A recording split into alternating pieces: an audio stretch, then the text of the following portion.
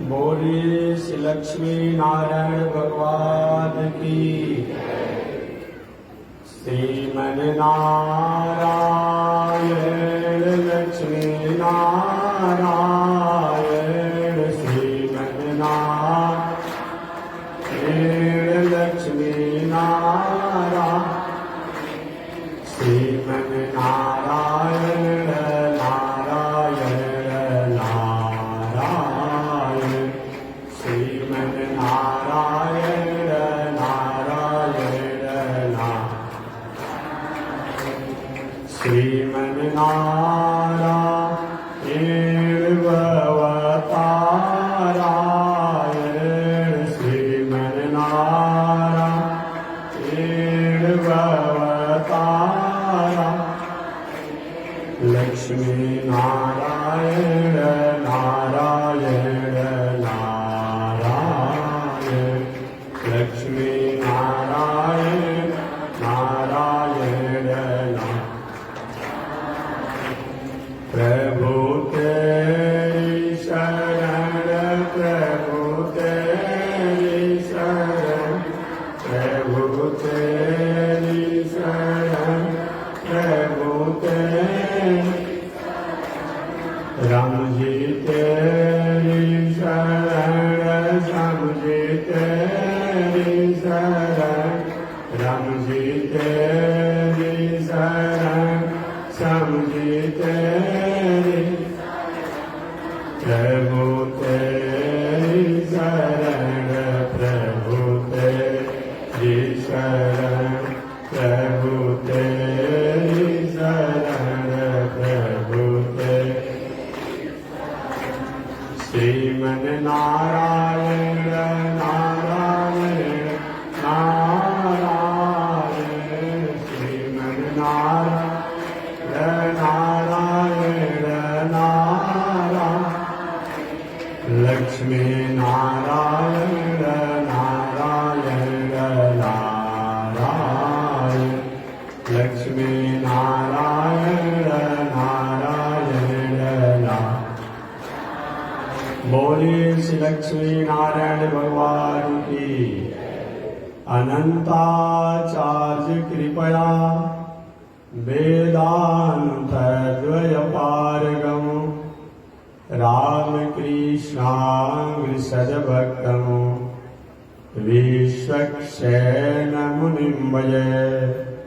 काषायं यज्ञसूत्रं शुचिवपुषि तथा चौर्ध्वपुण्ड्रं च वाले, यस्यास्ते दक्षहस्ते कलिकुमतिगिरीन्द्रेन्द्रवज्रं त्रिदण्डं, संसाराग्ने प्रशान्त्यै वृतजलममलं दारुपात्रं पवित्रं, श्रीविश्वक्सेन सूरे पदकमलयुगं श्रेयशीर्षं श्रयामि। लक्ष्मीनाथसमारम्भां नाथयामुनमध्यमाम् अस्मदाचार्यपर्यन्तां वन्दे गुरुपरम्पराम्। नारायणाय विद्महे वासुदेवाय धीमहि, तन्नो विष्णुः प्रचोदयात्। महालक्ष्म्यै च विद्महे विष्णुपत्न्यै च धीमहि, तन्नो लक्ष्मी प्रचोदयात्, तन्नो लक्ष्मी प्रचोदयात्। परमाराध्य श्री लक्ष्मी नारायण भगवान, नित्य वंदनीय पूज्य गुरुदेव श्री त्रिदंडी स्वामी जी महाराज के जुगल चरणों में कोटिशः नमन। भगवत भागवत आचार्य कैंकर्य पारायण मानव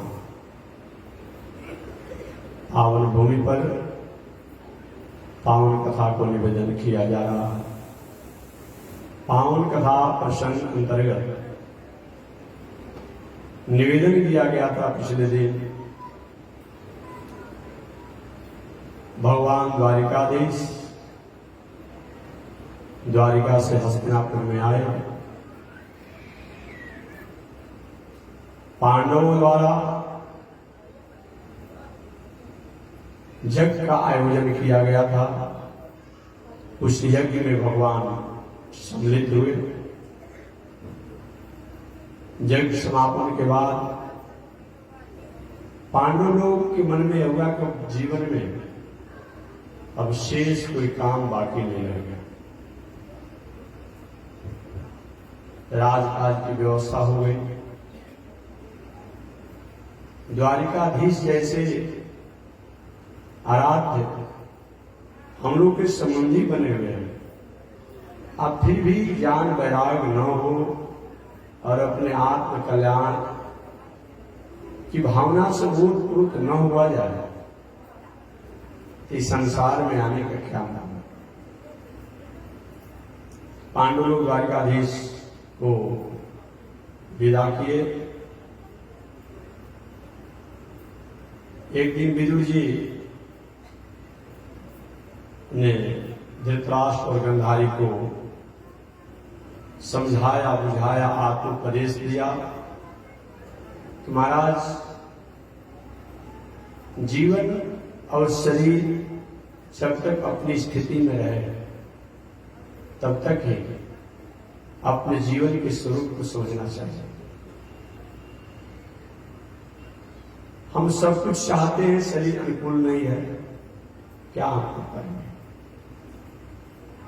विदुर जी ने कहा, धृतराष्ट्र आप एक तरफ मेरे बड़े भाई भी हैं, तो मैं यही कहूंगा जो भी आपने कौरवों के साथ रहकर के, कौरवों का पक्ष लेकर के पांडवों के साथ जो भी बर्ताव किया उसको भूला नहीं जा सकता है। पांडवों द्वारा वर्तमान समय में आपकी सेवा हो रही है, इसी में आप अपने स्वरूप को न बोले, बल्कि इस मोह और ममता को त्याग कर आप अपना उद्धार करें। ट्रेन की यात्रा होनी ही चाहिए, गाड़ी की यात्रा करें, लेकिन ऐसी ट्रेन की यात्रा मत करें कि जहां आपको उतरना है वो स्टेशन छूट जाए। आप यात्रा करें, लेकिन हमेशा अपनी यात्रा में याद रखें कि हमें अमुक जगह उतरना है। अपना मुकाम न भूलें। हमें संसार में आए हैं तो संसार भी एक यात्रा है। ये चलती गाड़ी दुनिया है, टिकट ले हम भी बैठे हैं। संभल कर चलना रे भाई, पराये संग में धोखा है। हरि भजले हरि भजले हरि भजले का ये संसार रूपी ट्रेन, जगत रूपी ट्रेन की यात्रा हमें करना है। और जगत रूपी ट्रेन की यात्रा में अनेक लोग, अनेक यात्रियों से मुलाकात होती है। कभी अच्छे भी लोग मिल जाते हैं, कभी बुरे भी लोग मिल जाते हैं। कभी कभी ऐसा होता है कि स्टेशन दिख जाता है, पता नहीं चलता है कैसे समय बीत गया। और कभी कभी ऐसे लोग, बुरे लोग मिल जाते हैं कि होता है कब ये करते कि हमारे को शांति मिलता है, झगड़ालू जब मिल जाते हैं लोग। उसी प्रकार ये संसार रूपी यात्रा जो करते हैं, संसार रूपी ट्रेन में हम यात्रा करते हैं, तो कभी कभी परिवार, पत्नी, बाल बच्चे, भाई, नौकर, मंत्री, सेवक, मित्र ऐसे मिलते हैं कि दिन को दिन नहीं समझते हैं, रात को रात नहीं समझते हैं।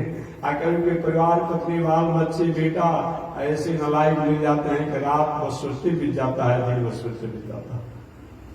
लेकिन दोनों स्थितियों में हमें यात्रा तो करनी है, याद रखिएगा। जैसे यात्री अगर अच्छे नहीं भी हो तभी तो यात्रा करना ही है। यात्री झगड़ालू भी बोलो बैठ गया है, तभी मौन होकर किसी तरह से विवेक से हंस के बोल करके यात्रा तो करना है। अच्छे मिले हैं तभी ठीक है। इस संसार में हम जब रहते हैं, परिवार, पत्नी, बाल बच्चे हैं, तो चाहे वो झगड़ालू हो तब, चाहे वो अच्छे हो तब, लायक हो तब, दोनों स्थितियों में हमें संसार में रहना ही है। और संसार में रह करके इससे हम अलग कहाँ जा सकते हैं। लेकिन दोनों में मुस्कुराते रहिए, प्रसन्न रहिए और अपनी यात्रा को करिए। यह समझ करके विदुर जी ने धृतराष्ट्र को आत्म प्रबोध दिया और धृतराष्ट्र गंधारी के साथ ऋषियों के आश्रम पर हिमालय में जाकर के तपस्या साधना करके अपने जीवन को उधार किए। यह घटना को जब धृतराष्ट्र युधिष्ठिर जी को पता चला कि मेरे बड़े पिताजी बिना बताए कारण और कहां चले गए, रो रहे थे, मुझसे कौन ऐसा अपराध हो गया, क्या हम पांडवों के वह कर्मों को याद करके कहीं जाकर मृत्यु को नहीं प्राप्त हो गए, जो उनके पुत्रों को हम लोगों ने मरवा दिया संग्राम क्षेत्र में। बड़े आदमी अपने ही में ही निशान सुनाम करता है। उसी समय नारद जी आए और कहे, पांडवों आपको चिंता नहीं करना है, आपके बड़े पिता धृतराष्ट्र और धृतराष्ट्र की पत्नी गंधारी तुमरु गंधर्व के साथ ये पहुंच गए हैं अपने जहां पहुंचना चाहिए।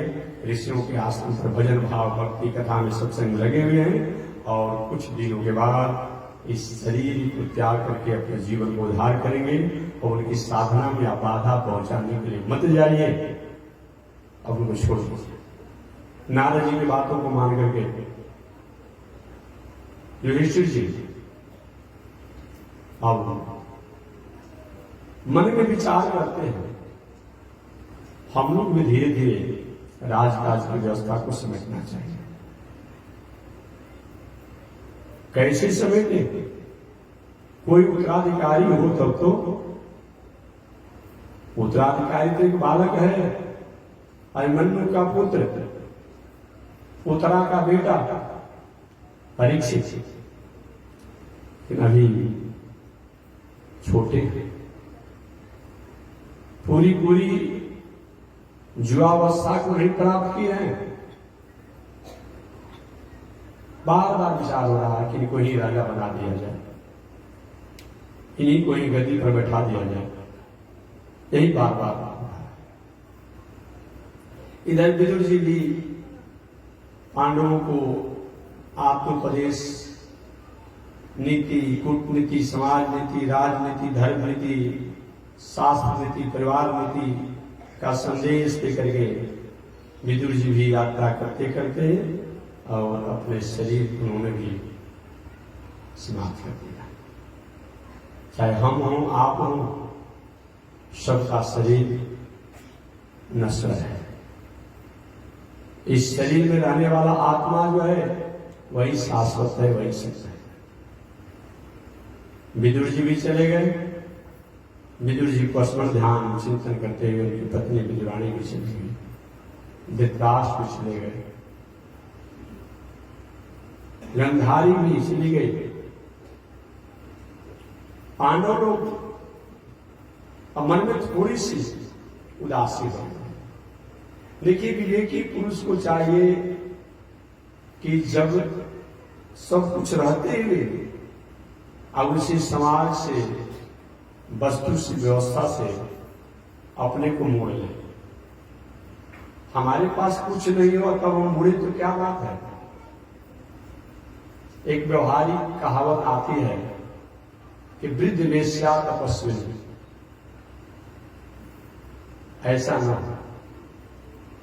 वृद्ध वेश्या तपस्विनी, एक वेश्या जो उनकी जो दिनचर्याएं होती है, उस दिनचर्याओं को करती रही और दिनचर्या करते करते वो वृद्धावस्था को प्राप्त कर गई। आंख सब दिखाई नहीं पड़ता है वेश्या को, कान से सुनाई नहीं पड़ता है, दांत भी टूट गए हैं, शरीर में झुर्रियां पड़ गई है, शरीर छिन्न भिन्न हो गए हैं, दिखने पर भी कुरूपा जैसी लग रही है, हाथ भी काम नहीं कर रहे हैं, वाणी भी काम नहीं कर रहे हैं। और वेश्या कभी हमारे शरीर तपस्वी कौन हो सकता है? अरे भाई, तपस्वी किस बात की? और तुमको कोई पूछता कौन है? तुम्हारे पास न कला को क्षमता की अब स्थिति रह गई कि किसी को गायन सुना सको, न अपनी कला का, न अपने गायन का, और तुम्हारे पास जाता कौन है, तो वो तपस्वी कैसे बन पाएगी। वह हाल मत कीजिए कि जब सब कुछ आप पास मिल जाए, बेटा घर से खदेड़ दिया हो, नाती खदेड़ दिया हो, घर द्वार संपत्ति खेत पधार सब ताप गए हों, तब जाकर चिंता लेकर कमंडल लेकर के भोजन करेंगे।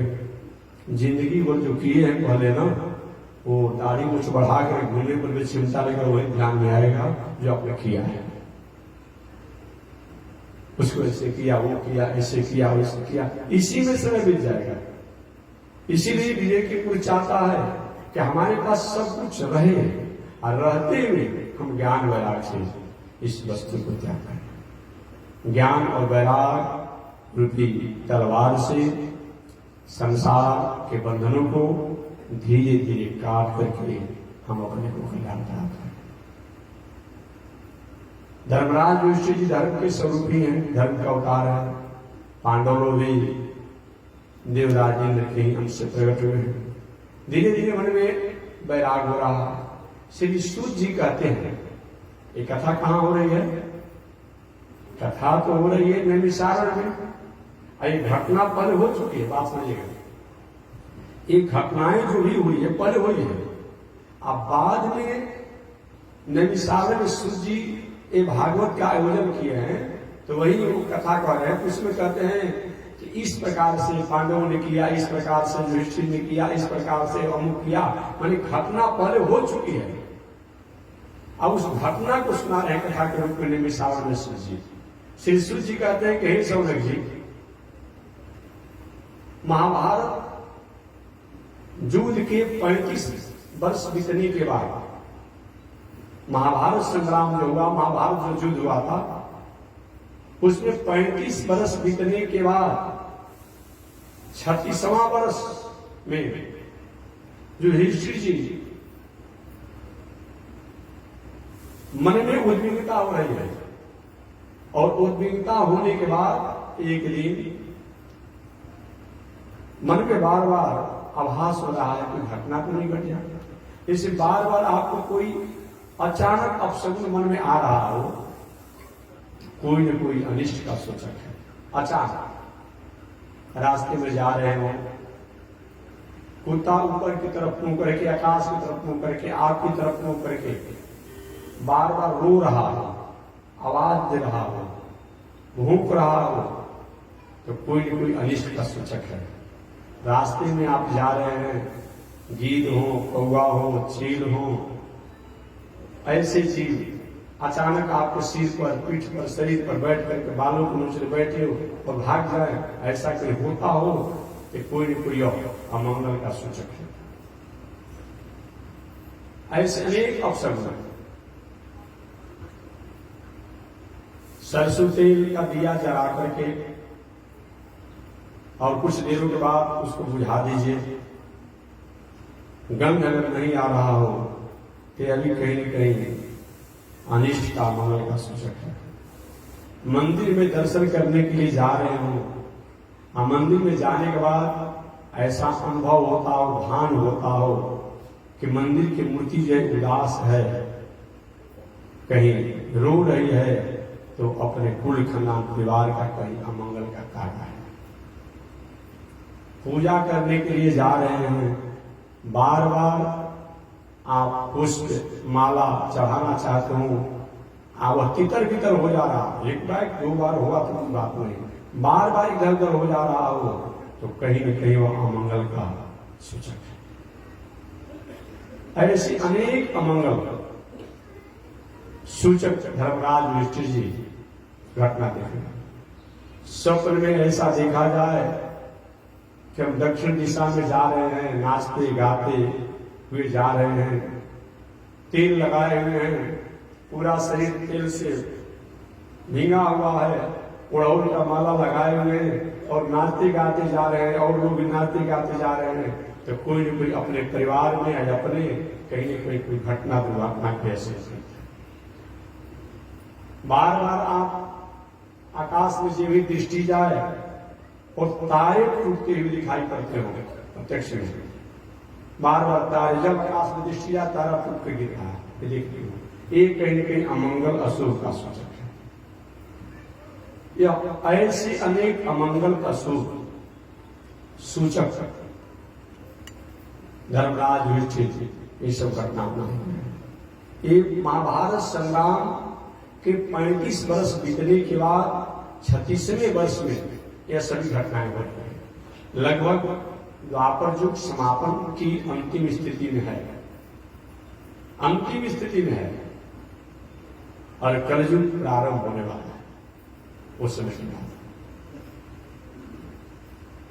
युधिष्ठिर जी अर्जुन को बुलाए और बुला के अर्जुन, अरे इस द्वारिकाधीश के बदौलत हम लोग आज इस गद्दी पर बैठे हैं, आज विजय को प्राप्त किए। बहुत दिन हो गया, कई महीने हो गए, कितने महीने हो गए, अभी तक कोई ऐसी सूचना नहीं आ रही है, समाचार नहीं आ रही है।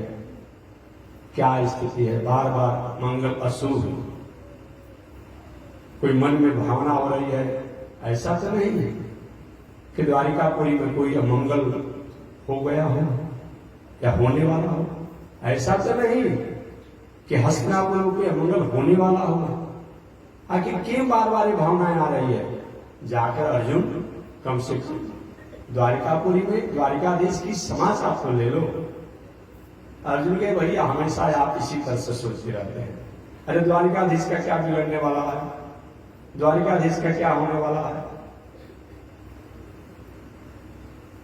युधिष्ठिर जी कहते मैं कह रहा हूं जाओ, बात नहीं करना चाहिए, आप जाओ द्वारिका में और जाकर के द्वारिकाधीश का समाचार अपने भैया की आज्ञा मान करके अर्जुन द्वारिकापुरी की यात्रा किए।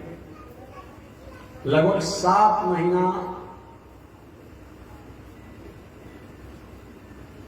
बीत गया, लेकिन अर्जुन अभी तक लौट करके नहीं आए। अब हो रहा है क्या हो गया, अर्जुन आया नहीं, सूचना नहीं दिया, क्या बात है? ऐसा तो नहीं कि अर्जुन द्वारिकापुरी की विषम परिस्थितियों में कहीं घेर गया हो, या तो द्वारिकापुरी की भावनाओं में ओतप्रोत हो गया हो। युधिष्ठिर जी बेचैन है, युधिष्ठिर जी मन में तरह तरह के मृत्यु सूचक अपशगुन और अमंगल को देख रहे हैं। युधिष्ठिर ने कहा है भी ग्रह आपस में बार बार टकरा रहे हैं। ऐसा होता हो कि ग्रह जो है बार बार आपस में टकरा रहे हैं, बिना कारण के आंधी तूफान बार बार आ रहा है।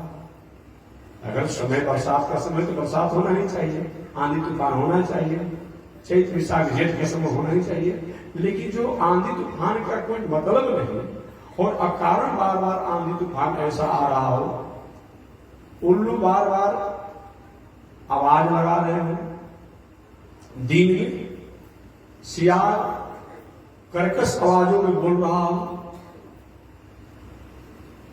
देवता की प्रतिमा उदास प्रतीत होती हो और समय बार बार नदियों में बाढ़ आ जाता हो। इस प्रकार ऐसा घटना अगर हो रही हो तो कहीं न कहीं राष्ट्र का, समाज का, परिवार का, संबंधियों का या अपना कोई बहुत घटना घटने वाली है। धर्मराज उसकी कहते हैं भी ऐसा तो नहीं, भगवान श्री कृष्ण कहीं हम लोग से बिछड़ तो नहीं गए। ऐसा तो नहीं कि जदुवंशियों में कहीं कोई विषम या बहुत बड़ा संकट तो आ गया। आखिर बार बार मेरे मन में ऐसे अपशगुन हो क्यों रहे हैं? यह सोच ही रहे थे युधिष्ठिर जी। उधर से अर्जुन लौट करके आ गया द्वारिकापुरी से, और अर्जुन जब लौट करके आए तो मुखमंडल पर उनकी उदासी थी, मुखमंडल पर उदासी थी। इसके पहले अर्जुन कभी आते तो प्रसन्न मुद्रा में आते थे, लेकिन इस बार उदासी मुखमंडल पर है। आकर के जो युधिष्ठिर जी को उन्होंने प्रणाम किया अर्जुन ने। युधिष्ठिर जी कहते हैं, अर्जुन मुखमंडल उदास क्यों है? क्या बात है? क्या किसी को वचन दे करके उस वचन को पूरा नहीं किया? क्यों उदास है? क्या किसी अगम्या नारी के प्रति तुम्हारी चंचल भावना हो गई? या किसी चंचल व्यवहारों को की हो? या किसी निरीह असमर्थ व्यक्ति को क्या तुमने कहीं दंड दे दिया? आखिर क्यों ऐसा? अभी तक कैसा हुआ? पहले आते थे मुस्कुराते हैं। क्या सभी द्वारिकापुरी वासियों का समाचार ठीक तो है?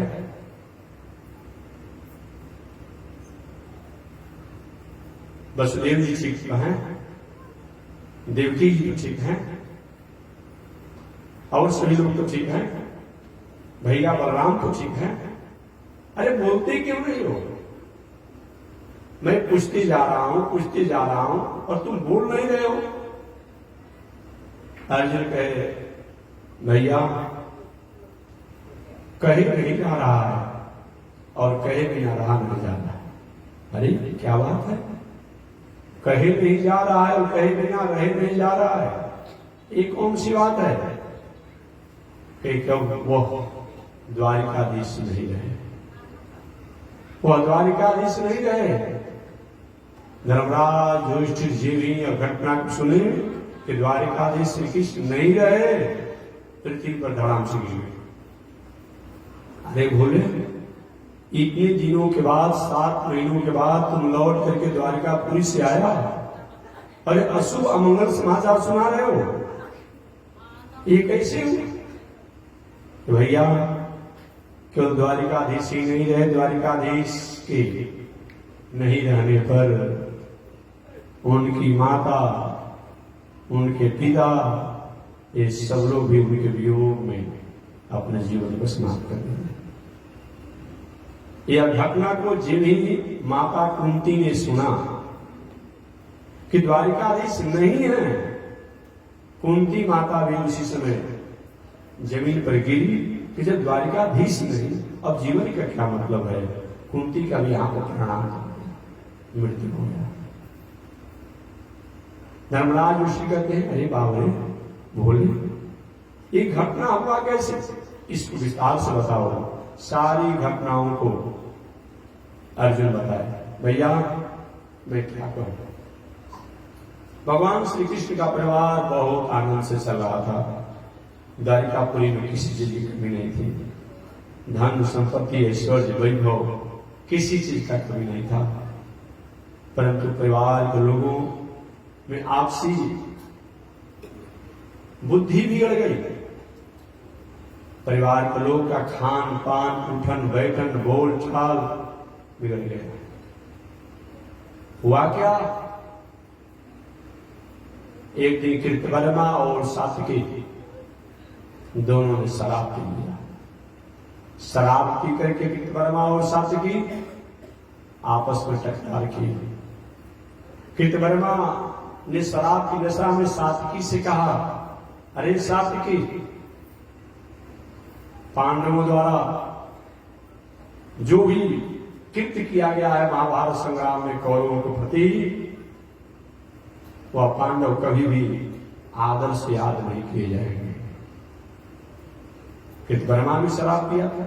कृतवर्मा ने कहा, सात्विकी ने कहा, अरे कृतवर्मा, जिन कौरवों की बात करते हो, कौरवों ने जो पांडवों के साथ, पांडवों की बहू के साथ और पांडवों के छोटे बालक अभिमन्यु के साथ जो कृत्य किया, इसे कभी भी उत्तम गति और लोक के अधिकारी कौरव नहीं हो सकते। दोनों शराब के नशे में थे।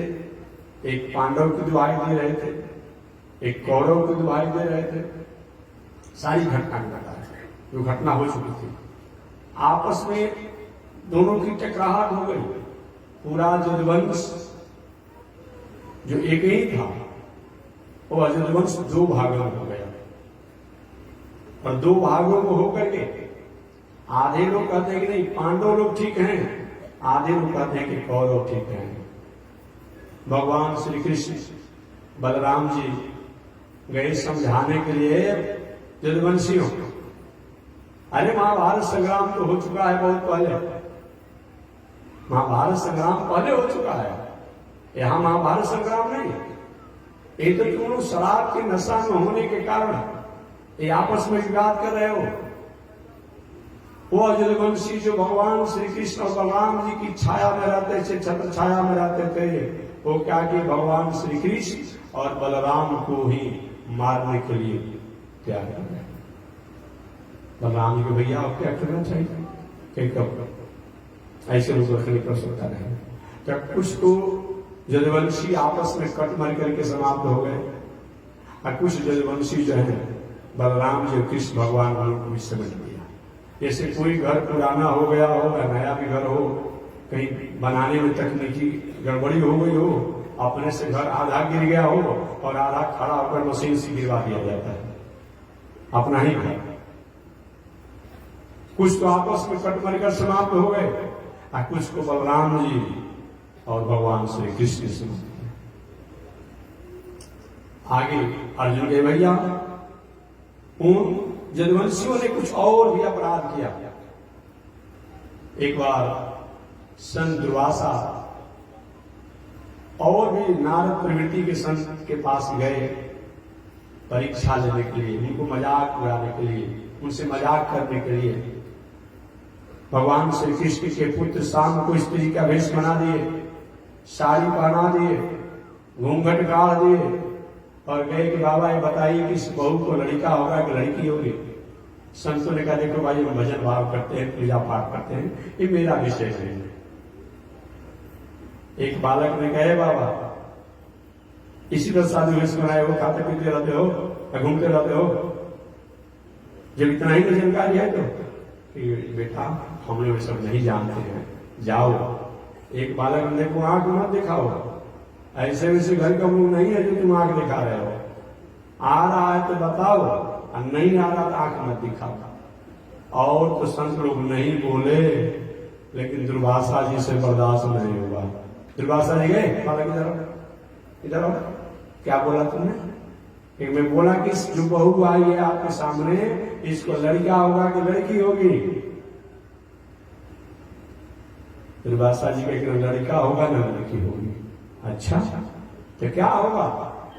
एक इसको लोहा का मूसल होगा, मूसलम कुलनाशनम, और ऐसा वैसा लोहा का मूसल नहीं होगा, पूरे कुल खानदान को नाश करने वाला होगा। पूरे कुल खानदान को नाश करने वाला लोहे का मूसल होगा।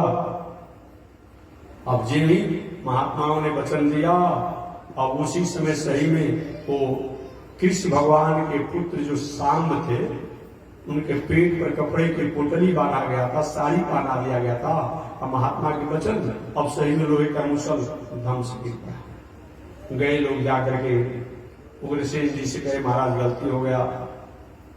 उग्रसेन जी उस मूसल को घीस करके समुद्र में फेंक दिए। ये एरक नाम का घास हो गया, और कुछ बचा हुआ एक मूसल जो था वो भी समुद्र में फेंक दिया गया, जो एक मछली अपना आहार समझकर निकल गई थी। इस मछली को जरा नाम बहलिया ने अपने जाल में फंसाया, मछली को व्यवहार में लिया। मछली के पेट में जो लोहे का कण था उसी को वो अपने बाण को सजा कर रखा था कि मैं बाद में शिकार करूंगा।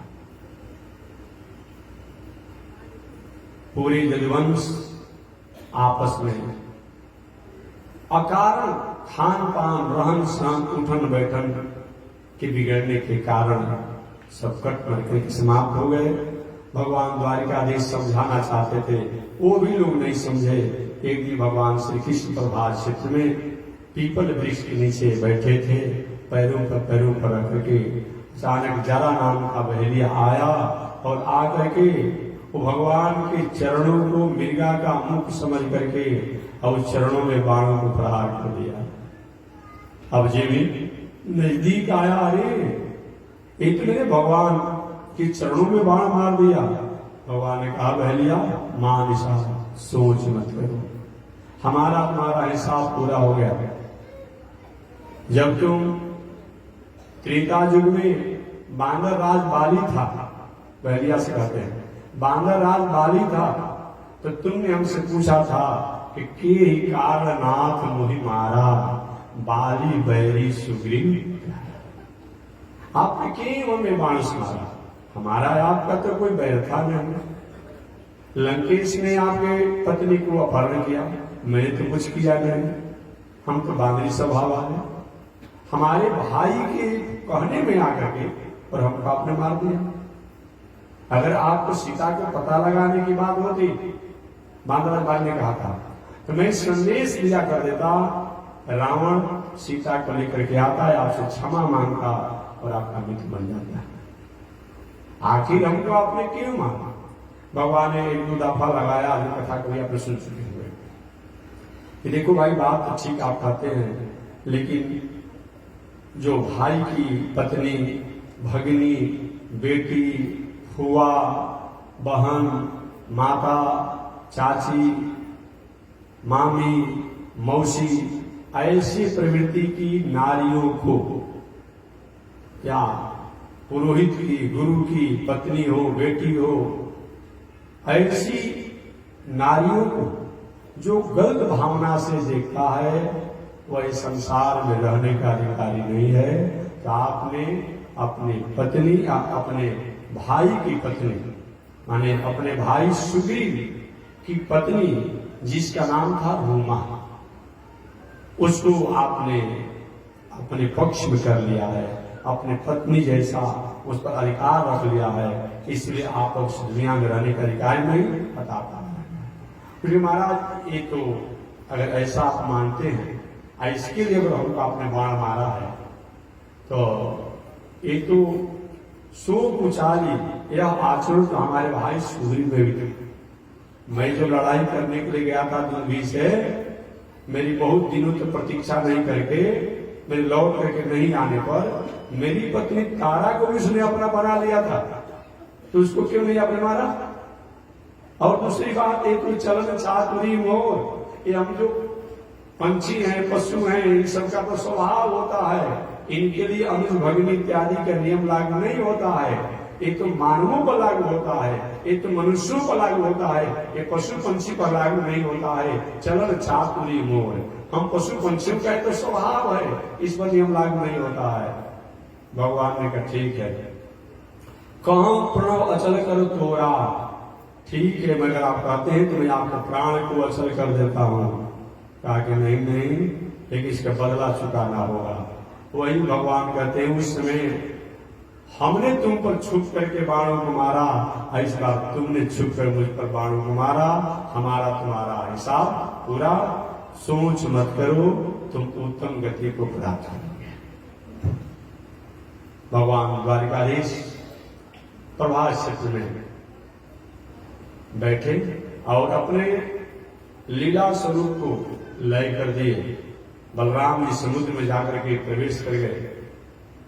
जाते समय भगवान श्री कृष्ण ने अपने सारथी से कहा था, मादली से, कि देखो मेरे जाने के 7 दिन के बाद द्वारिकापुरी पूरे समुद्र से डूब जाएगी, अतः केवल मेरा एक द्वारिकापुरी रहेगा, बाकी सभी पुरियां डूब जाएगी। मेरा एक भवन बढ़ जाएगा, बाकी सभी भवन महल सब डूब जाएंगे, तुम सब लोग यहां से जाओ। अर्जुन कहते भैया, द्वारिकाधीश के जाने के बाद, उनके पिता के जाने के बाद, उनकी माता के जाने के बाद, उनकी शेष पत्नियों के जाने के बाद, कुछ बची हुई पत्नियां थी, स्त्रियां थी, कुछ बालक थे, उनको लेकर के मैं आ रहा था। रास्ते में कोल बिलों ने उन भगवान श्री कृष्ण की पत्नियों को लूट लिया। वही मेरा गांडी, वही मेरा धनुष, वही मेरा बाण, वही मेरा बल, मैं निस्तेज हो गया, निस्तेज हो गया। उनकी पत्नियां जीवी कोल बिलों द्वारा लूट लिया गया। उस समय भगवान को ध्यान करके, स्मरण करके, चिंतन करके, एक शरीर का क्या मतलब है, अपनी जुगाग्नि द्वारा अपने जीवन को समाप्त कर दिया। भगवान के कुछ बचे कुचे परिवार के लोगों को लेकर के उसमें सबसे श्रेष्ठ वज्रनाभ, जो भगवान के नाती पर नाती होते हैं, वज्रनाभ, बद्रीनाथ को लेकर के और कुछ बालकों को लेकर के अर्जुन हस्तिनापुर में आए। युधिष्ठिर जी का अब क्या मतलब होता है? जब द्वारिकाधीश नहीं रहे, अब रहने का कोई मतलब नहीं। धर्मराज युधिष्ठिर ने भगवान श्री कृष्ण के वंशज बद्रीनाथ को, एक द्वारिकापुर तो सब समाप्त हो गए, मात्र भगवान द्वारिकाधीश का एक द्वारिकापुरी भवन कहीं सत्यवादी रहेगा, बाकी सब समाप्त हो गए, बाकी सब कट मर कर समाप्त हो गए। तो जो भगवान के बच्चे कुछ वंशज थे, उसमें बद्रीनाथ सबसे श्रेष्ठ थे।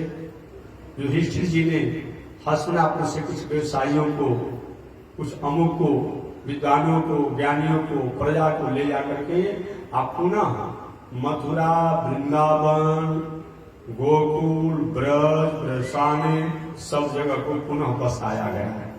जो बीच समय में वह निर्जन हो गया था, सुनसान हो गया था, उदास हो गया था, लेकिन सांडिल्य ऋषि के और धम्म ऋषि के आज्ञानुसार सांडिल्य ऋषि ने कहा यहाँ पर कृष्ण ने अमुक काम किया था, यहाँ ऐसे लीला किया था, गर्गाचार्य की सहायता लिया गया, ये ऐसे काम किए थे, यहाँ पर अमुक लीला किए थे।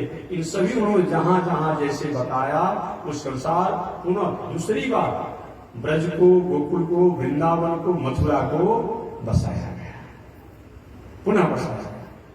इस प्रकार बद्रीनाथ को मथुरा का राजा बनाया गया और भगवान श्री कृष्ण की भावनाओं को याद करते हुए युधिष्ठिर जी अब हस्तिनापुर में आए और आकर के अपने वंश के जो बीज के रूप में थे, जिनका नाम है परीक्षित, उन परीक्षित को सिंहासन पर बैठाने की तैयारी की। परीक्षित कहते हैं, बाबा जी ये क्या कर रहे हैं? बाबा अभी मैं राजा बनने के योग्य नहीं हूं, अभी मेरी उम्र बहुत नहीं है, मैं कैसे राज को संभाल पाऊंगा? जो युधिष्ठिर जी कहे, बेटा बेटा प्रेम में कहे, बड़ी नाती लगते हैं कि प्रेम में कहे, बेटा ये तो हमारे कुल खानदान की परंपरा चला रही है कि बाल्यावस्था से ही जिम्मेदारी को संभालना पड़ता है। मैं भी जब छोटी अवस्था में था तो मेरे पिता मुझको छोड़कर चले गए थे और मेरे पिता पांडु जी महाराज भी अल्प अवस्था में इनके पिता उनको छोड़ करके चले गए थे। ये तो हमारी परंपरा बन गई है, तो उनको राजगद्दी को स्वीकार करना पड़ेगा। परीक्षित जी को राज सिंहासन पर बैठाया गया। परीक्षित जी राजा बने और राजा बनकर के राजकाज की व्यवस्था को, सब राजनीति, धर्मनीति, कूटनीति, समाजनीति इत्यादि का उपदेश दिया गया। धौम ऋषि को, सांडिल्य ऋषि को, गर्गाचार्य को आग्रह किया गया, आदेश दिए कि महाराज समय समय से यहाँ भी और मथुरा में भी जो भगवान श्री कृष्ण के वंशज हैं बद्रीनाथ, उनको और मेरा वंशज जो ये परीक्षित है, इनको आप लोग संदेश देते रहेंगे। और परीक्षित श्री के बेटा आचार्य धौम्य, आचार्य कृपाचार्य, सांडिल्य ऋषि, गर्गाचार्य से सलाह लेकर के तुम राजकाज की व्यवस्था करना और हम लोग नहीं रहेंगे, तो हम लोग स्वर्गारोहण की यात्रा करेंगे। पांचों पांडव सहित द्रौपदी स्वर्गारोहण की यात्रा की। इधर राजा परीक्षित हस्तिनापुर के राजा बने, हस्तिनापुर के राजा बने और राजा बन करके राजपाट की व्यवस्था को संभालने लगे। कुछ ही समय बीता होगा कि राजा परीक्षित का विवाह भी हुआ। विवाह के बाद पुत्र भी हुए। उन पुत्र में बड़े पुत्र जन्मेजय जी हैं और भी पुत्र थे जन्मेजय जी। राजा परीक्षित अपने वंशज की परंपरा को, मर्यादा को पालन करते हुए राजकाज की व्यवस्था को संभालना, अच्छी प्रकार से संभालना। इधर पांडव लोग स्वर्गारोहण की यात्रा किए और स्वर्गारोहण की यात्रा में जाते जाते पांडव लोग सबसे पहले जब भी बद्रिकाश्रम से ऊपर आगे बढ़े। जब हम लोग जाते हैं तो हरिद्वार से ऋषिकेश से होते हुए बद्रीनारायण जाया जाता है और बद्रीनारायण से जाने के बाद एक माना गांव है। माना गांव आज वर्तमान समय में हमारे पड़ोसी देश जो है और हमारा भारत देश में है, इसका वो बॉर्डर लगभग कुछ ही आगे पर पड़ता है। तो माना गांव है और माना गांव से आगे बढ़ने पर स्वर्गारोहण की यात्रा पांडवों ने किया द्रौपदी के साथ। स्वर्गारोहण की यात्रा में जाते जाते कुछ ही आगे बढ़े होंगे कि अचानक द्रौपदी बर्फ में गिर गई। स्वर्गारोहण की अंतिम यात्रा नहीं कि हिमालय में गिर गई। भीम दादा ने धर्मराज युधिष्ठिर से पूछा, भैया ये द्रौपदी अंतिम यात्रा नहीं किया, बर्फ में गिर गई, हिमालय में गिर गई, ऐसा क्यों? ये अंतिम यात्रा क्यों नहीं किया? युधिष्ठिर कहे कि द्रौपदी में सब कुछ गुण अच्छा था। पांचों पांडवों की पत्नी थी, मैंने बताया भी था कल या परसों। पांचों पांडवों की पत्नी होने का दो कारण बताया गया। व्यवहारिक कारण अलग है और आध्यात्मिक कारण तो मैंने बताया था 2-3 दिन पहले कि इंद्र के अंश से पांचों पांडव जन्म लिया है। इंद्र के धर्म अंश से युधिष्ठिर, इंद्र के बल अंश से भीम, इंद्र के श्रम अंश से अर्जुन और इंद्र के रूप अंश से सहदेव, नकुल और इंद्र के विद्या के अंश से सहदेव। ये पांचों गुण इंद्र का जो था अलग अलग होकर के पांचों पांडव हो गए थे। जैसे मैं बताया था कि जैसे सोना हो एक भर और सोना के 5 आभूषण बना दिया जाए तो नाम तो अलग अलग होगा आभूषण का, लेकिन सब सोना ही है। तो इंद्र ही साक्षात 5 रूप में पांडव रूप हुए थे और इंद्र की पत्नी जिसका नाम सची है वो सची ही द्रौपदी रूप में आई थी जगकुंड द्वारा। एक तो आध्यात्मिक कथा हो गया। व्यवहारिक कथा में पांडव लोग, पांचों पांडवों की पत्नी द्रौपदी क्यों हुई? हालांकि द्रौपदी के अलावा भी पांचों पांडवों की पत्नियां थी, ये भी जानना चाहिए। द्रौपदी के अलावा भी पांचों पांडवों की पत्नियां थी, लेकिन व्यवहारिक दुनिया में पांचों पांडव की पत्नी क्यों हुई? मैं हल्का इशारा कर दूं महाभारत के अनुसार, जिसमें पांडव लोग लक्षागिरी के द्वारा जलाने का षड्यंत्र कौरवों द्वारा किया गया था। कुछ ही समय में पांडव लोग लक्षागिरी में माने लाह का घर था, उसी में रहने को उनको कहा गया था, आगे हुआ था कौरवों द्वारा।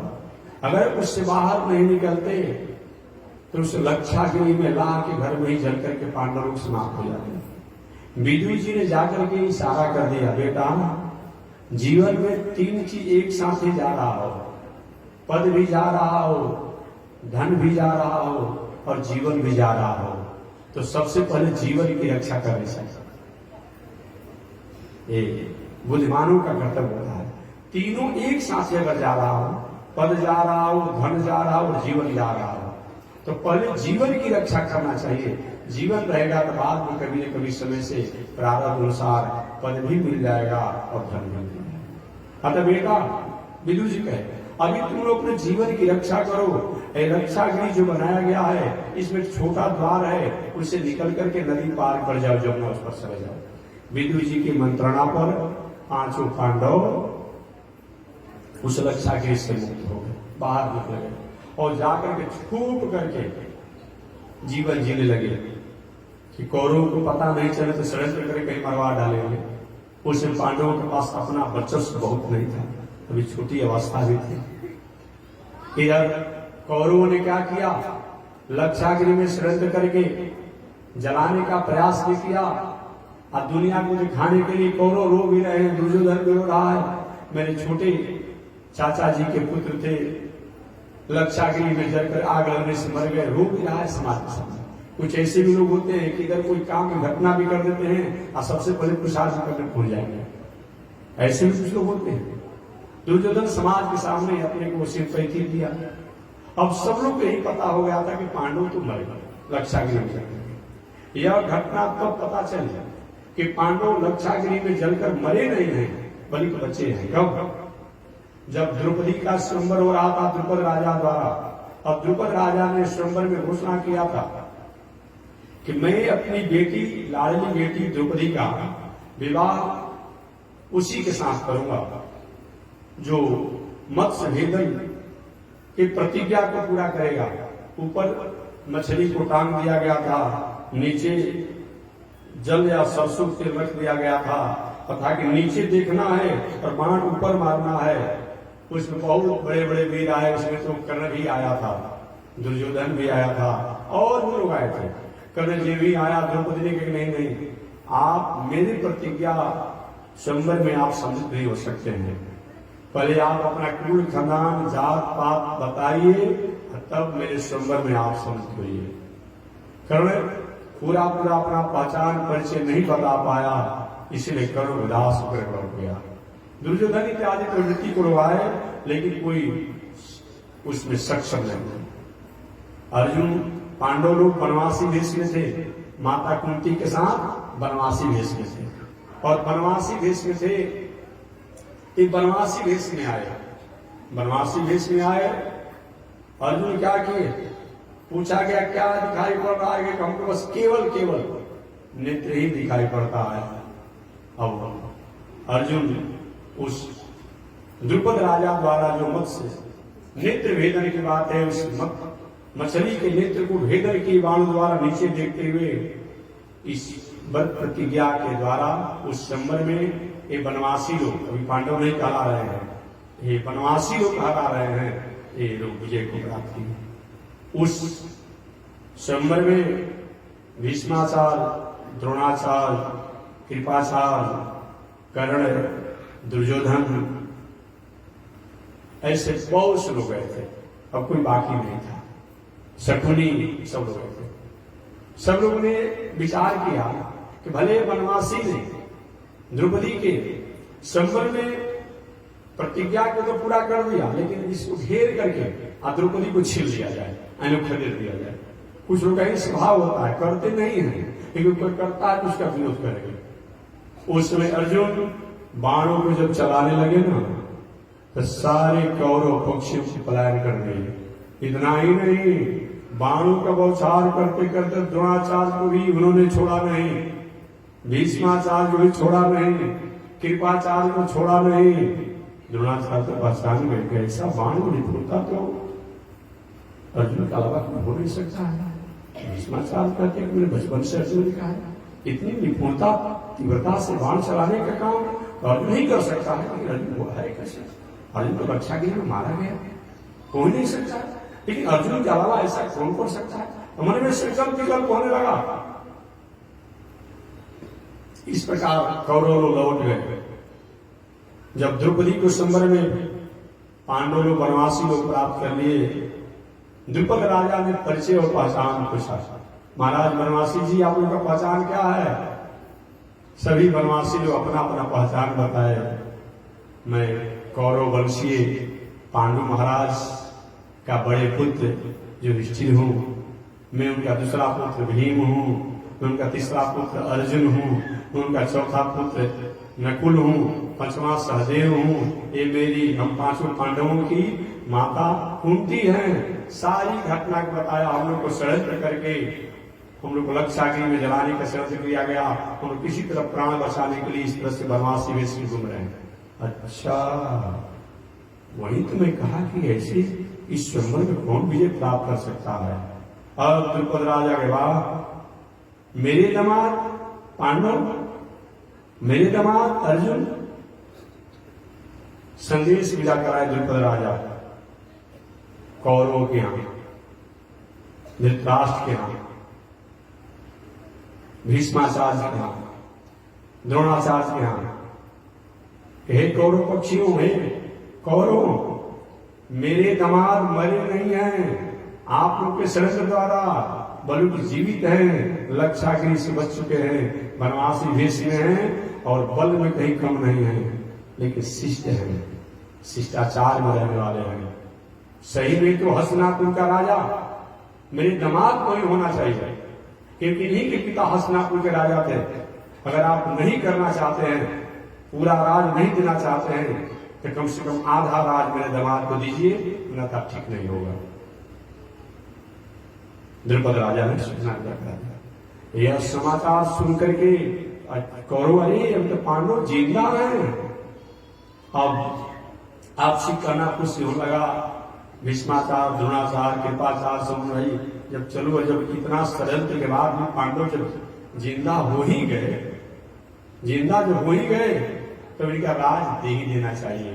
तो यही राज जो है, पहले हस्तिनापुर एक ही था, उस राज को दो भागों में बांटा गया।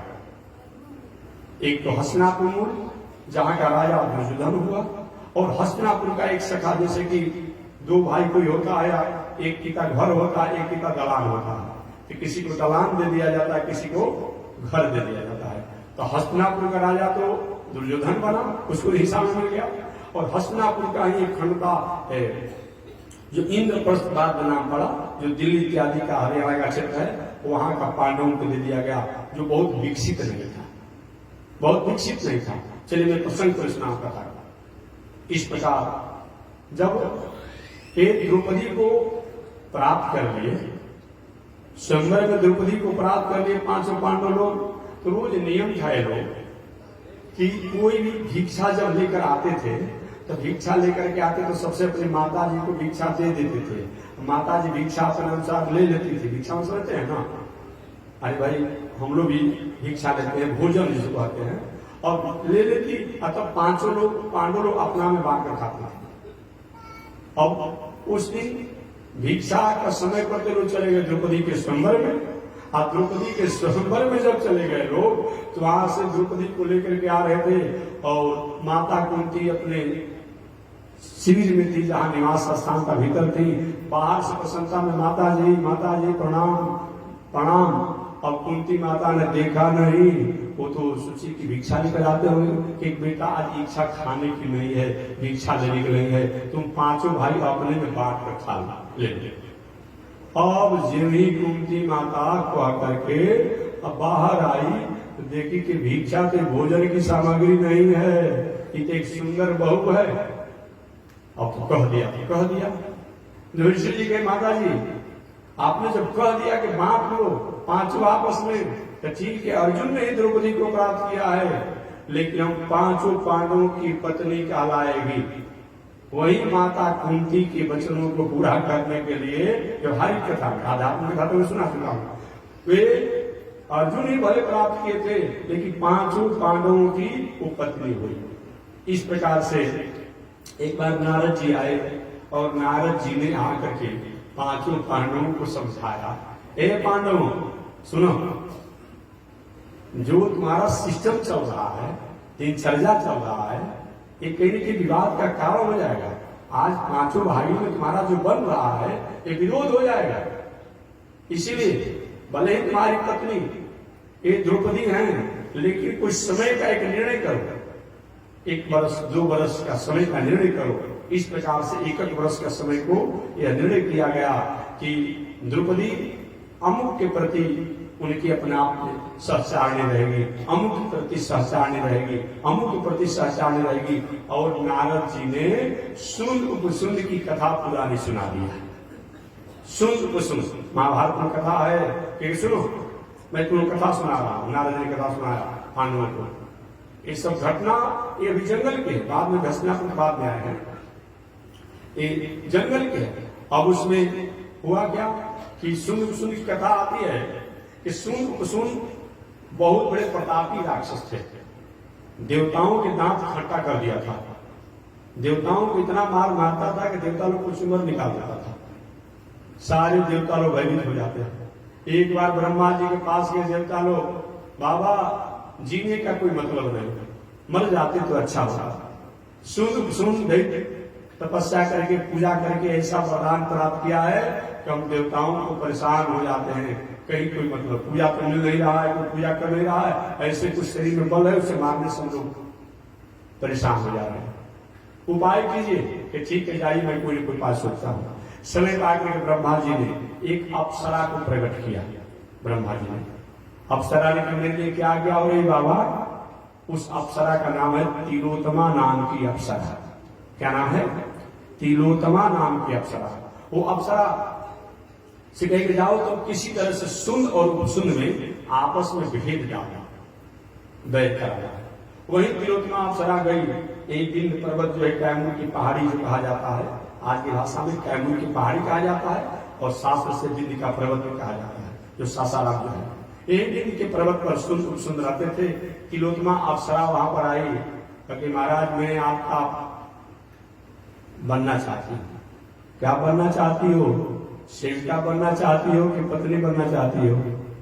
कि महाराज मैं आपकी पत्नी बनना चाहती हूँ। सुनने का ठीक है, तुम मेरी पत्नी रहोगी, मेरी भाई सुन सेवा करेगा। वो सुन का कि नहीं ऐसा नहीं चलेगा, बहुत दिनों तक सोचे समझेगा, अब ऐसा नहीं चलेगा, ये मेरी पत्नी रहेगी और आप सेवा करेंगे। अब दोनों भाई आपस में टकरार हो गए। सुन जो आपस में प्रेम, हमेशा मैं कहता हूँ नाराज मत होइए कि माता जी क्योंकि प्रसंग आने में कहता हूँ 20 को भाई रहेंगे, कभी तो टकराहट भी हो जाएगी, 1 वर्ष नहीं बोला चल रहेगा, एक कोई मतलब नहीं है। लेकिन माताएं जब आपस में ठान लेती है तो बिना बंटवारा हुए कोई गुंजाइश नहीं है। ये घर घर की हाल है जी, इसी तरह थोड़ा नहीं कह रहा हूं। चूल्हा बढ़ जाएगा, सिलेंडर बढ़ता है, बर्तन बढ़ता है, घर बढ़ता है, आंगन बढ़ता है, फ्लैट बढ़ता है। अरे बंटवारा में तो मत पूछिए, अगर कहीं 10 किलो चावल होगा तो 5-5 किलो चावल ही बढ़ा जाएगा। और कोई धनी आदमी रहेगा तो ये नहीं कि चलो भाई को सब धनी है तो हम खरीद लेंगे, उस जो कमजोर उसको दे दे तो 5 किलो वो लेगा तो 5 किलो वो लेगा। ये घर घर की है, एक कथा नहीं है, प्रैक्टिकल है, समझिए। अब जो इतना प्रेम था सुन में, तिलोत्तमा ने कहा पहले आप दोनों आदमी आपस में तय कर लें, मैं किसकी पत्नी रहूंगा, कौन सेवा करेगा। सुन का मेरी पत्नी रहूंगी वो सेवा करेगा, सुन मेरी पत्नी वो सेवा करेगा। अब दोनों आपस में टकरा गए, झगड़ा कर दिए और आपस में धारा पकड़ी, मारा मारी करते दोनों आपस में मरते मरते लड़ते लड़ते मर गए, दोनों मर गए। सुन और उपसुन दोनों मर गए। तिलोत्तमा अप्सरा ब्रह्मा जी के पास गए, बाबा आपका काम मैंने पूरा कर दिया, दोनों राक्षस मेरे ही कारण मृत्यु को प्राप्त हो गए। वही घटना को नारद जी ने पांडवों को सुनाया कि पांडव अभी आप लोगों में प्रेम है, लेकिन एक दिन ऐसा स्थिति आएगा कि आप 5 पांडव आपस में कटमर करके समाप्त हो जाएंगे। अतः एक कोई न कोई समय का निर्णय कीजिए, बाद में वही समय की सुनिश्चित करके और मर्यादा से जीवन जीने लगे पांडव। तो मैं वही निवेदन करना चाह रहा था।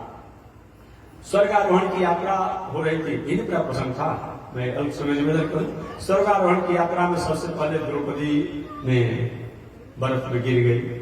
धर्मराज ऋषि ने कहा कि भैया भीम, द्रौपदी 5 पांडवों की पत्नी थी माता जी के आज्ञा अनुसार, और देवराज इंद्र 5 रुपये थे। लेकिन द्रौपदी अर्जुन से को जैसा आदर करती थी, सम्मान करती थी, और हम चारों भाइयों को उस दृष्टि से नहीं करती थी। अतः द्रौपदी जो है इसमें भेद भावना हो गया था।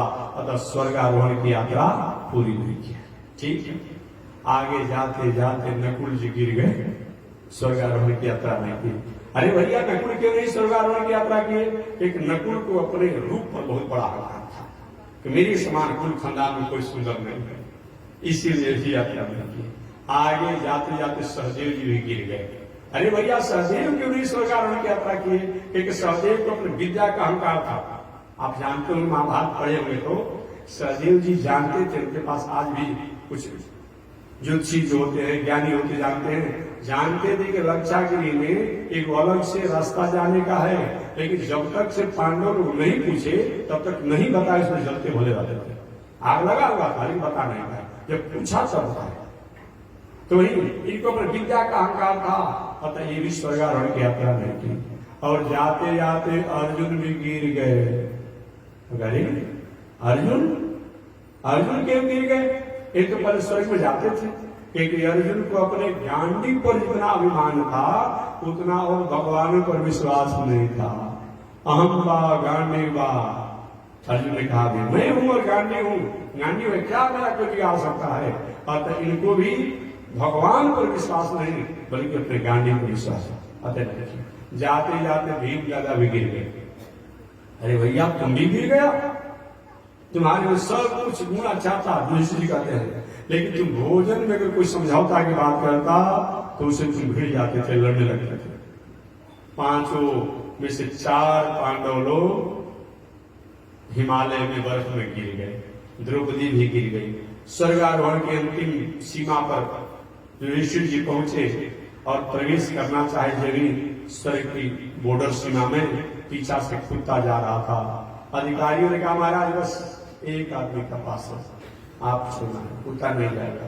युधिष्ठिर जी कहे कि वाह, मेरी पत्नी साथ छोड़ दिया, मेरा भाई साथ छोड़ दिया, और मेरे साथ एक कुत्ता यहां तक आ गया, अगर कुत्ता नहीं जाएगा तो मैं भी नहीं जाएगा, जाएगा अपना पास अपने पास रखना।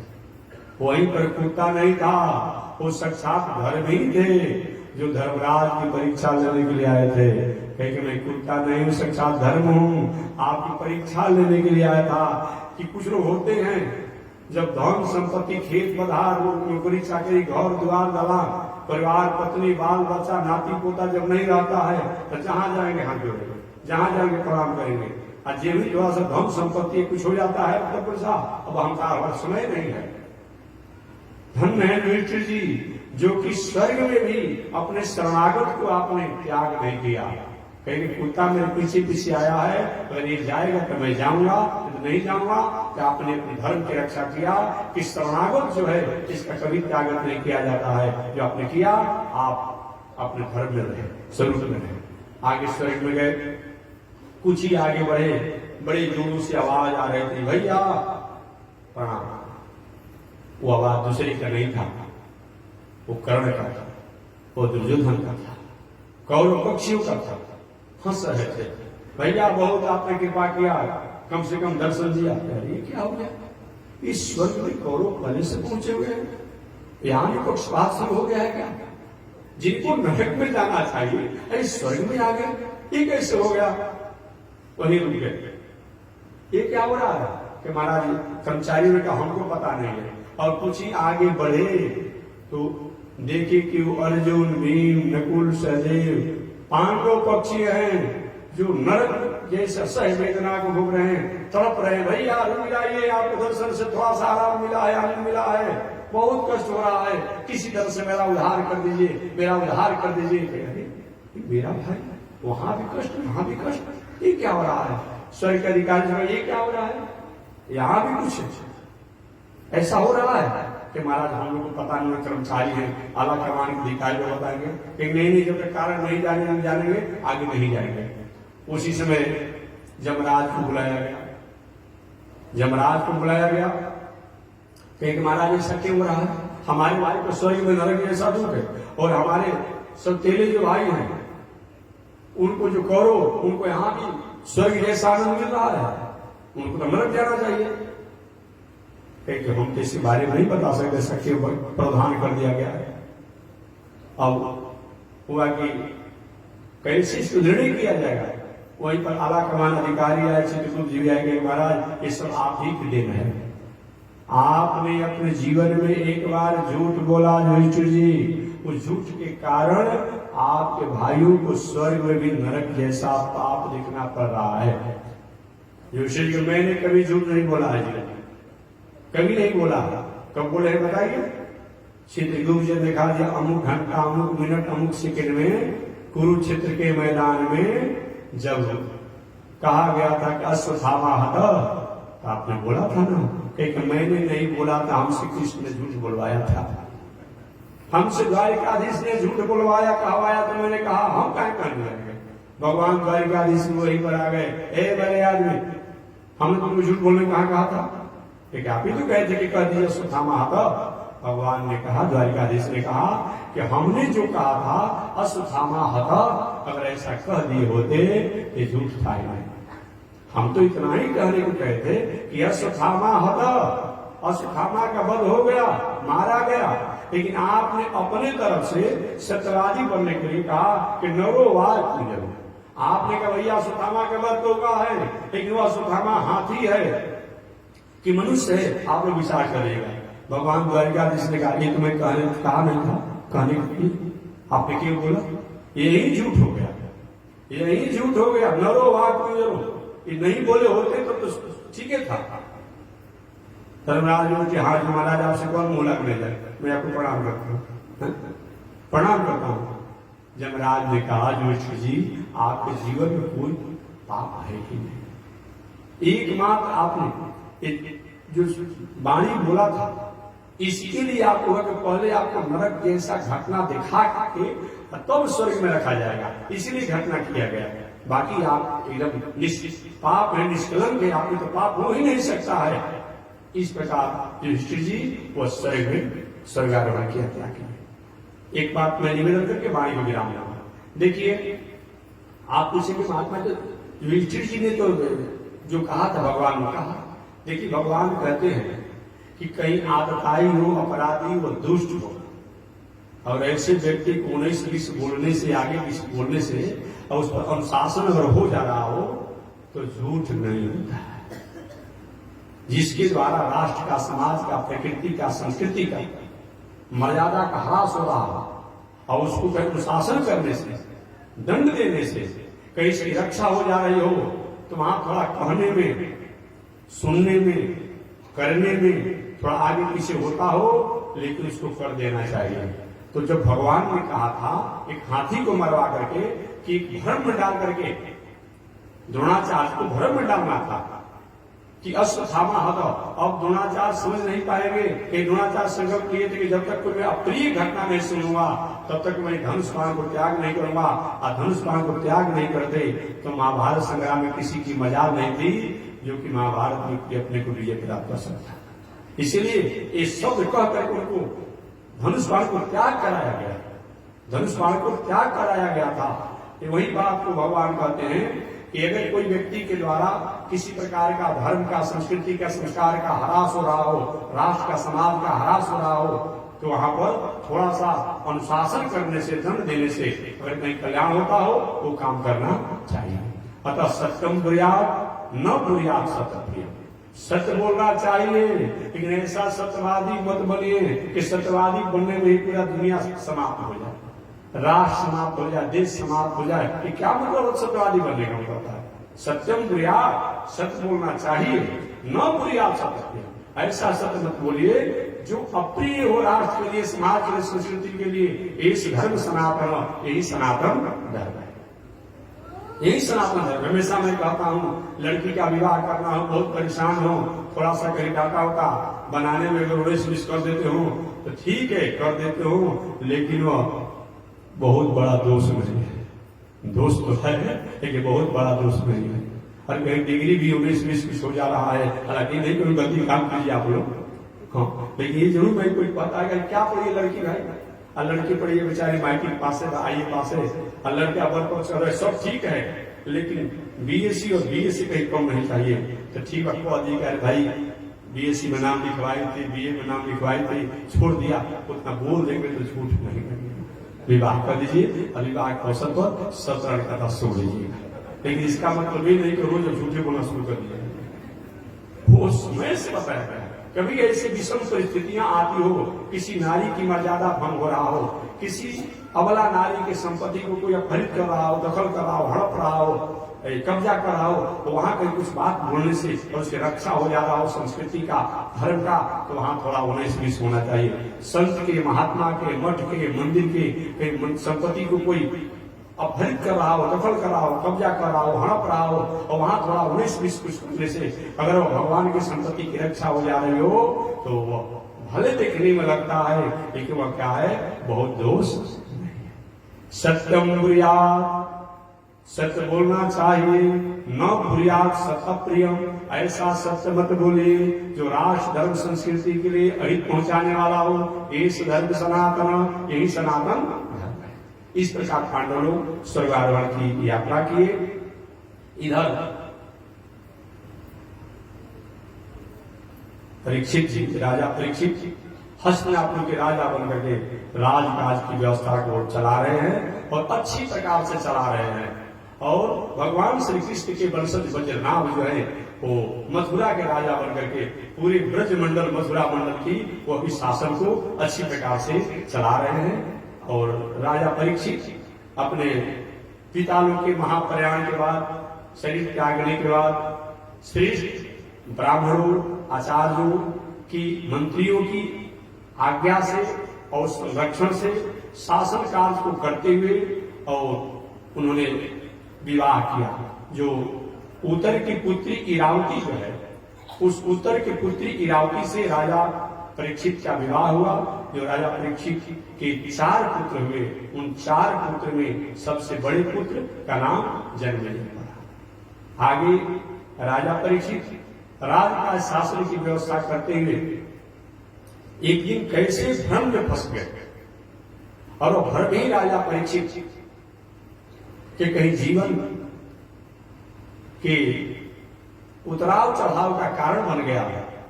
इसकी चर्चा अगले दिन होगी।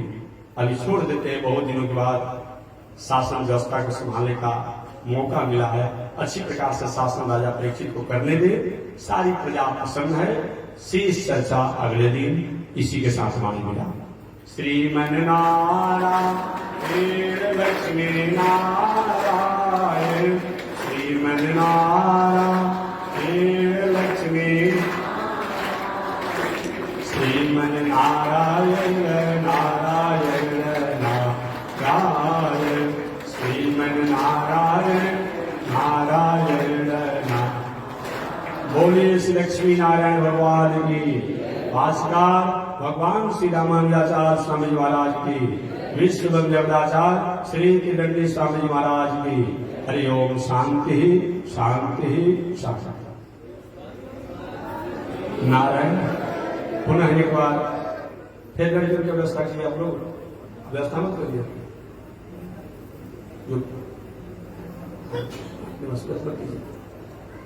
तो पुनः एक बार मैं आपको याद दिलाऊं, कल से प्रातः काल की आरती ठीक 7 बजने में 5 मिनट कम रहेगा। सुबह में प्रातः काल सुबह की आरती 7 बजने में 5 मिनट कम रहेगा। तो 7 बजे से आरती प्रारंभ हो जाएगी और 7:30 बजे तक आरती कर ली जाएगी। तो समय मिले को जो प्रातः काल समय से आरती करते हैं, वो पहले का समय छोड़ करके 7 बजने में 5 मिनट कम रहेगी, तो आप प्रचुर पंडाल में आ जाएंगे और आरती होगा। 7:30 बजे तक प्रातः काल की आरती कर ली जाएगी और शाम की कथा का समय 5 बजने में 5 मिनट कम रहेगा। तो आप कथा पंडाल में आ जाइएगा। 5 बजे से 6 बजे तक ये प्रवचन का कार्यक्रम होगा और 6 बजे आपको अपने घरे जाने के लिए छुट्टी दे दी जाएगी। तो समय याद रखिए, कल से 5 बजे से 6 बजे तक एक प्रवचन का कार्यक्रम हमारा चलेगा। बाकी पहले ब्रह्मचारी जी अपना अनुसार समय जो करते हैं, इसमें आप सभी लोग सादर आमंत्रित हैं। जय श्रीमन्नारायण, जय श्री कृष्ण।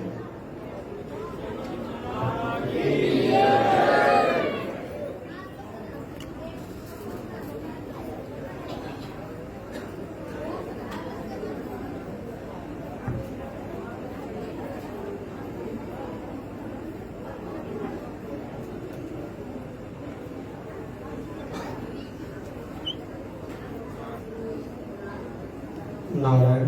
ओम चंद्रमा मनसो जात चक्षो सूर्यो अजायत, श्रोत्राद्वायुष प्राण समूहादग्निरजायत, श्रीश्रुते लक्ष्मी शवदन्यावहोरात्रे, पार्श्वे नक्षत्राणि रूपमस्मिनो व्यातम्, ईश्वरिखाणा गोमयिखाण सर्वलोकं मयिखाण, कासायं यज्ञसूत्रम् शुचिवपुषितता चोदपुण्ड्रं च वाले, यस्यास्ते दक्षस्ते कलिकुमतिगिरीन्द्रवज्रं त्रिदण्डं, संसाराग्नि प्रशान्त्यै वृतजलममलं दारुपात्रं पवित्रं, श्रीविश्वक्सेन सूरे पदकमलयुगं, श्रेयसे संश्रयामि अमर्याद शूद्रस् चलमतिरसोय्या प्रसवो, कृतघ्नो दुरमाणि स्मर परवशो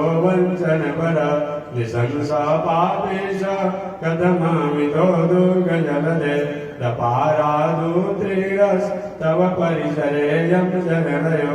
लक्ष्मी नारायण भगवान की, विश्व वंद्यवदाचार्य श्री त्रिदंडी स्वामी जी महाराज की। हरि ओम। शांति शांति शांति। महाराज